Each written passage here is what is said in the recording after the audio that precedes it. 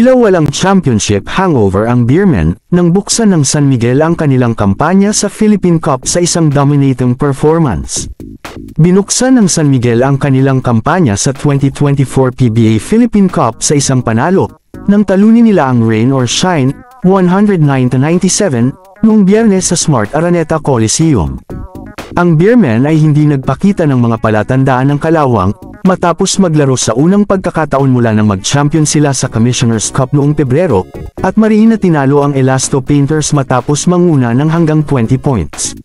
Si Jericho Cruz ay may team high na 20 puntos para sa Beermen, habang si Junmar Fajardo ay may double-double sa kanyang unang laro mula nang makarecover mula sa isang calf injury, na natamo niya noong Commissioner's Cup Finals laban sa Magnolia. Nadulas ang Elasto Painters sa 0-4 win-lose record, at nasa ilalim ng team standing kasama ang Converge. Si Fajardo ay may 15 points, 10 rebounds, at 2 blocks off the bench para sa Beermen. Nagdagdag si Marshall Lassiter ng 17 points, habang may 16 points at 9 rebounds si Don Trilliano para sa San Miguel, na humawak ng 107-87, abante sa huling mga bahagi ng fourth quarter.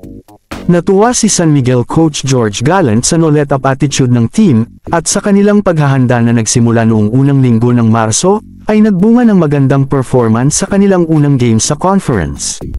Si Santi Santillan ay nagtala ng career high na 31 points at 14 rebounds sa losing effort. Habang may tig 18 points sina Jonard Clarito at Bo Belga para sa Rain or Shine.